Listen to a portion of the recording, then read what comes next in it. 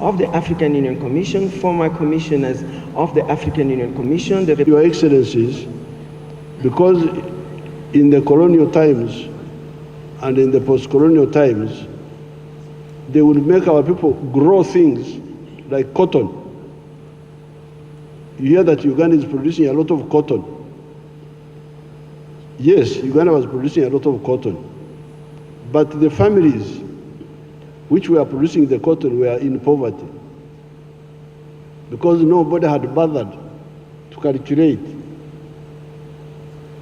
what is the average land size of the family land. If it is only 2 acres and you put 1 acre under cotton and the other acre for food, how would the family get out of poverty if cotton is a low value crop?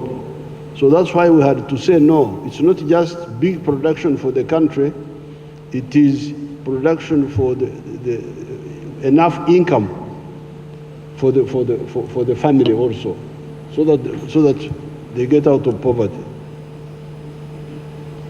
G, after waking up our people as to the crucialness of commercial agriculture and rationalizing it, we then realized the danger and the unfairness of confining ourselves to just producing raw materials for other countries far away to transform into finished products. A kilogram of coffee may give us US dollars 2.5 as a raw material.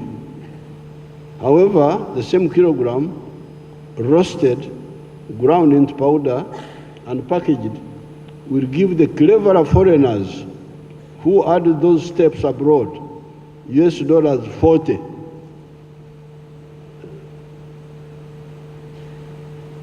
So Africans get $2.5 per kilo, and the same kilo transformed into finished products by foreigners brings them $40. This is how Africa has been a major donor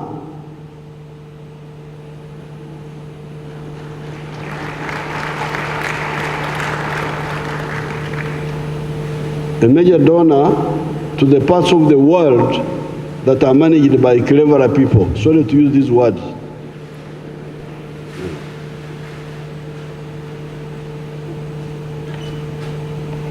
We will not only lose money per kilogram of coffee, we also lose jobs. The roasting jobs, the grinding jobs, and the packaging jobs are done by the children of the foreigners, while Africa's children are drowning in the Mediterranean Sea, going to prosperous Europe and running away from the impoverished Africa.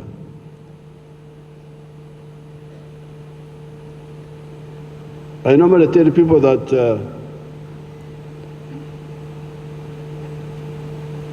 a shirt like the one I'm putting on, which is made here in Uganda, has got 6 job levels. This shirt here. Level 1, grow the cotton. Level 2, gin the cotton. Ginning means remove the seeds from the cotton. Now, in many African countries, that's where they end. They end at ginning. Level 3, spinning. Spinning, you get the thread from the cotton. Level 4, weaving to make a fabric. Level 5, putting colors. Level 6, tailoring. So out of the 6 job levels, Africa has been ending at, many of the African countries have been ending at level 2. All the other levels out, the money goes away, but also the jobs. All those go away. The battle for value addition has been a big one because there are lobbies that want to keep Africa as a raw materials producing continent. In Uganda, we have moved in some areas, a bit in textiles, a lot in the dairy products, a lot on fish, a lot on sugar, a bit on maize, a bit on leather, a bit on furniture and wood products, etc. What is true of agricultural raw materials, is of course also true of the raw materials of minerals, forest products, etc. Uganda discovered some oil about 20 years ago. Up to now, we have not started pumping the oil out of the ground. We're about to start. But the main problem was we didn't agree with the oil companies because they were saying that we should build a pipeline to take the oil, the petroleum, out of the country. Then I told them that I had a rumor that there were human beings here.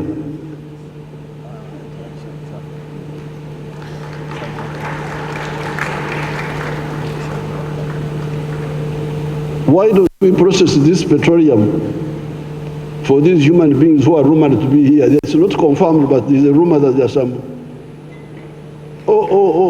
big battle. They told me that oil refineries don't make money. So then I said, but if they don't make money, those who run them, why do they run them? Are they Mother Teresa's? Now I happened to go to Iran. I went to Iran. When I went there, I said, you people, do you have oil refineries? They said, yes, we have 9. Iran had 9 refineries. Now here they didn't want me to have 1, just 1. So because of those battles, it took time, but now eventually they gave up. We shall build the refinery and the pipeline also. And the main reason I support the pipeline is that it will go through Tanzania, my other country, so that they can get some share in our resource, which is theirs also. But that is a very big battle. You can imagine somebody arguing, and when they made a calculation, the oil refinery here is very, very productive, very profitable. What they call the internal rate of return is IRR. It's very high, much higher than in other places. So that war of wanting to keep Africa as a raw material producing continent is a very big one.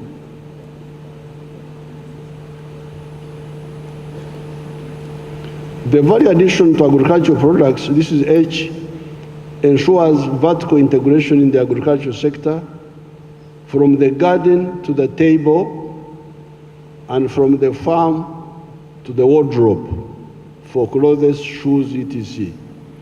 However, it also ensures horizontal integration with the other sectors, manufacturing, services, etc. How can you say that you are promoting tourism when all the food the tourists eat is being imported? In Uganda, the hotels serve Ugandan liquid milk, yogurt, butter, sugar, fruits, beef, etc. On account of reasons I cannot understand, some Ugandans insist on eating wheat bread and rice. At 80 years of age, I am very comfortable with my meals of cassava, muhogo, millet, obro, meat a few times in a week, milk for my coffee, bananas, ebinyebwa, groundnuts, obushaza, peas, ebihimba, beans, and fruits, all Ugandan products.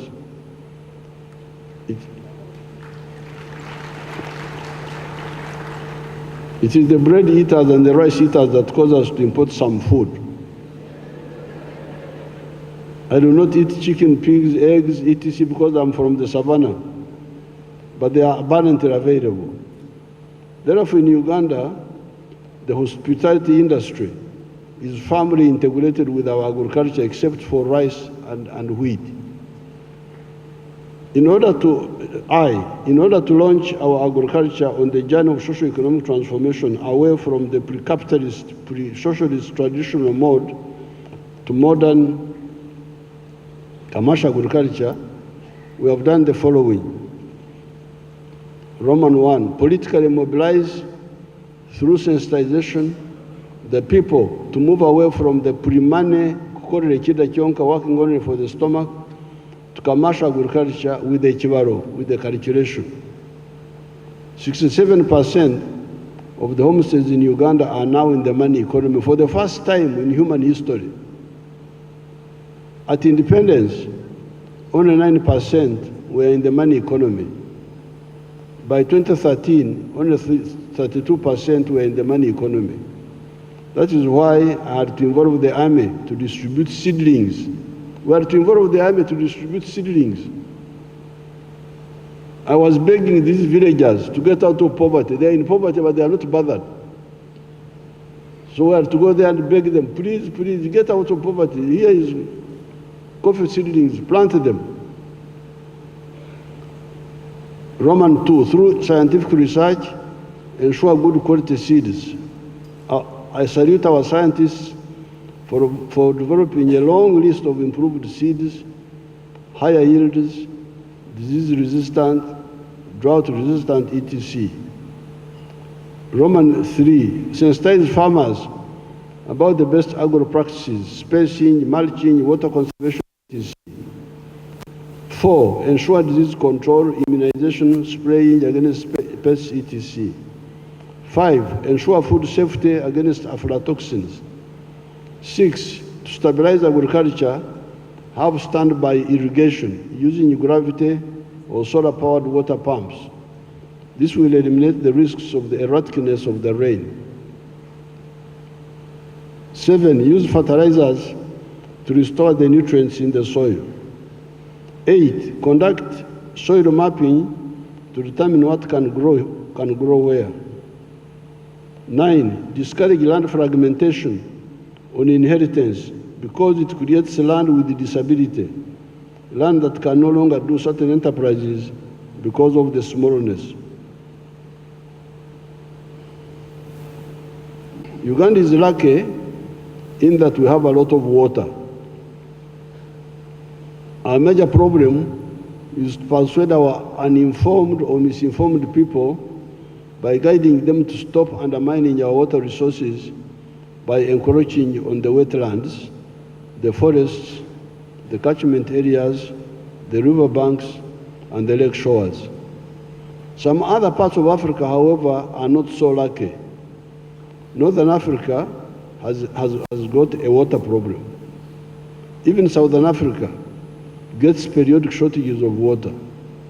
Here in the Nile Valley, we are always arguing about the 85 billion cubic meters of that river at Khartoum, the River Nile. In the past, I posed a question to Dr. Boutros Ghali of Egypt, the following questions. Question number 1. Are you aware that the Congo River has got 3,000 billion cubic meters of water per annum going into the Atlantic Ocean? Because here in the Nile, we are quarreling about 85 billion cubic meters of water at Khartoum. But the River Congo is 3,000 billion cubic meters of water per year. In other words, the River Congo is equivalent to 30 Niles. Nile 1, Nile 2, Nile 3, Nile 30 of them in the River Congo.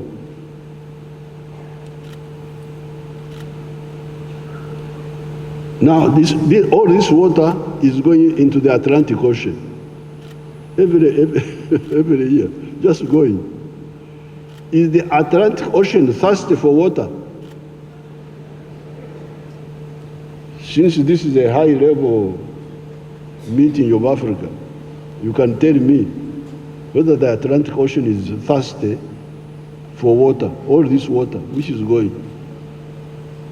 Why doesn't Africa discuss with our brother people of Congo about how this massive water that is not used could help the water-stretched parts of Africa?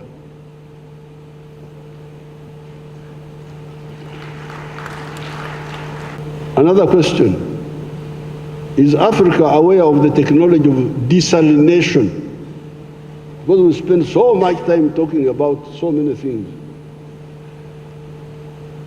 but I have never heard people talking about desalination. On the issue of non-tariff barriers, there is no doubt that they undermine the advance of agriculture in Africa. Uganda easily produces all types of agricultural products: maize, sugar, milk, beef, poultry products, etc. The internal market is not enough. However, production is disrupted when in some years, some of the brother countries say they have bumper crops and de-license Ugandan products. Why do you de-license products of a brother country? If you have a bumper crop, let the products compete. I had some issues here with some of the Ugandan inefficient rice growers. Tanzanian rice is better and cheaper. So they were saying I should ban Tanzanian rice. I said, no, I cannot do that. If you are inefficient, get out of business, go and do something else.